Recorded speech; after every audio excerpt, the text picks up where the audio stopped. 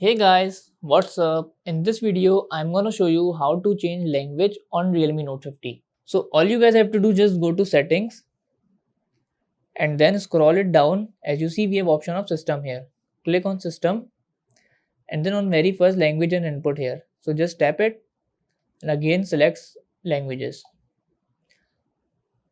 So if you want to change the language to Urdu, all you guys have to do just long press this and then swipe it to upward.